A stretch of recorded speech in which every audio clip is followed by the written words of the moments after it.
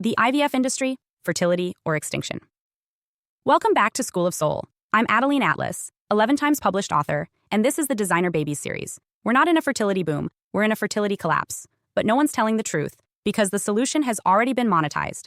IVF clinics, egg freezing parties, fertility coaching apps, sperm storage subscriptions. This isn't innovation, it's substitution. The fertility industry didn't grow because we wanted more control. It grew because we lost our natural ability to conceive. And no one is fixing the root cause, because the fallout has become too profitable to disrupt. Right now, 1 in 6 couples in North America struggles to conceive without intervention. In major cities, that number is even higher. But the real crisis isn't that people are waiting too long to have kids. It's that sperm counts and egg quality are declining in people who should be at their peak. And this isn't speculation, it's science. Environmental epidemiologist Shauna Swan, in her landmark book Countdown, reveals that sperm counts have dropped over 50% globally since the 1970s. And if current trends continue, by 2045, the average man will produce 0 viable sperm. That's not a scare story. That's a documented biological trajectory. We are moving toward extinction, one generation at a time. The decline begins in utero. Male babies today are being born with smaller testes, higher estrogen levels, and impaired testosterone production. This is happening before puberty, before choice, before lifestyle. And it's not limited to men. Women, too, are experiencing declining egg counts, disrupted ovulation, and earlier reproductive aging. What's the cause? Endocrine disruptors, plastics, pesticides, birth control residue in water, xenoestrogens in personal care products, soy in infant formula, microplastics in food, all of it converging to create hormonal chaos. The modern environment is attacking the human blueprint at its most foundational level, reproduction. But instead of addressing this chemical war on fertility, we normalized workaround solutions. IVF, once reserved for rare medical cases, is now presented as a lifestyle choice. Egg freezing is marketed as empowerment, and sperm banks are promoted like dating apps. But let's be clear, these aren't upgrades. These are life support machines for a dying system. When natural conception becomes rare, the entire human experience changes. We are no longer co-creating life with nature and spirit. We are producing it through mechanical force. Let's talk about IVF for what it really is. It's not a gentle nudge. It's a full biological override. Women inject powerful synthetic hormones to overstimulate the ovaries, often producing 10 to 20 eggs in one cycle. The eggs are surgically removed under anesthesia, fertilized in a lab, and the resulting embryos are genetically screened and implanted back into the womb. The process is expensive, invasive, emotionally exhausting, and medically risky. And the success rate? On average, only 25 to 30% per cycle, depending on age. Yet people go through multiple rounds because they have no other option. The deeper issue isn't IVF itself. It's why so many people need it in the first place. We've built an entire industry to bypass a crisis we refuse to face. And that industry is booming. The global fertility market is projected to hit $45 billion by 2027. But this boom is built on a biological bust. We didn't solve the problem, we monetized the breakdown. And here's where it gets spiritual. Conception used to be sacred. It was the moment a soul entered the physical world, the joining of spirit and body through a deeply personal act. Now, that moment is scheduled, injected, frozen, and negotiated. The body is no longer the vessel, it's the obstacle, and the lab has become the new womb. This changes the entire spiritual contract of life.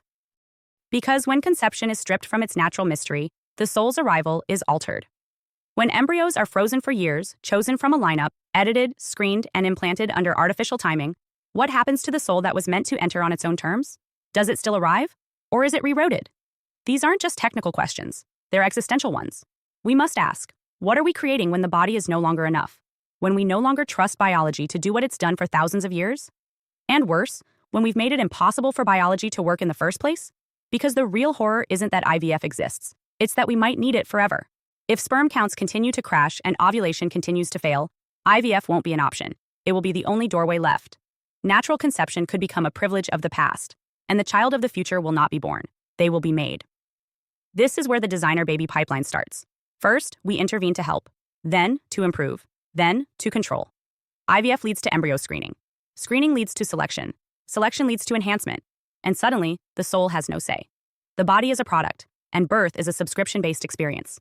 This isn't fear-mongering. It's already happening. Parents are offered genetic profiling services to select high-quality embryos. Companies offer personality trait predictions based on polygenic scoring.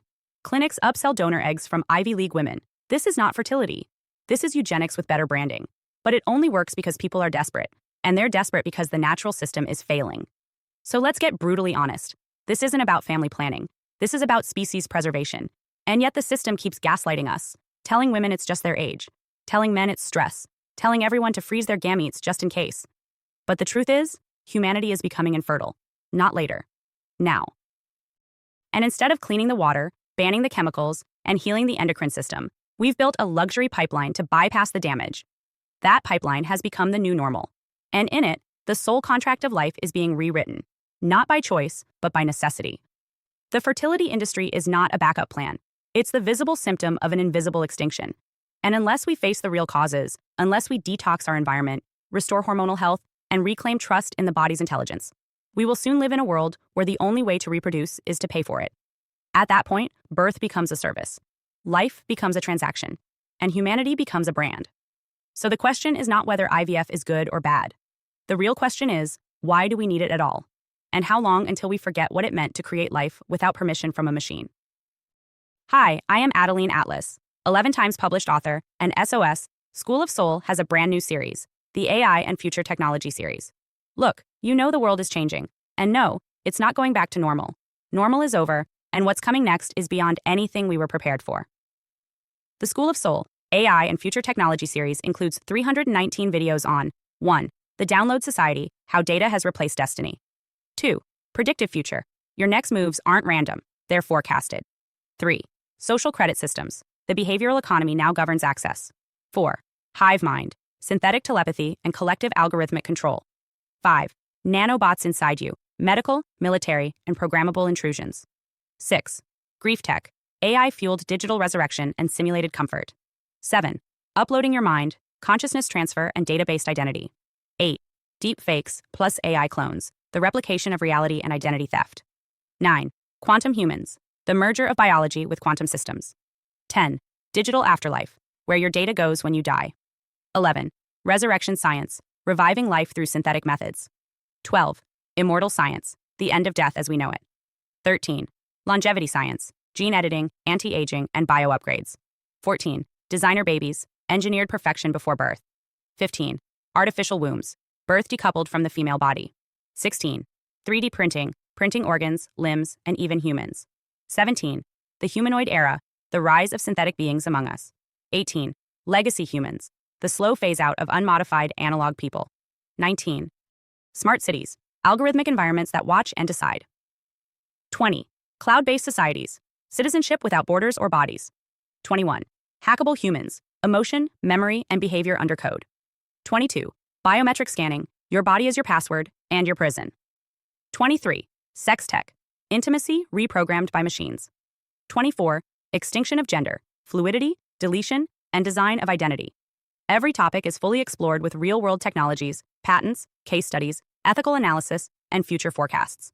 These aren't someday discussions. This is already happening. Join the SOS School of Soul Vault to overstand the future before it's implemented on you.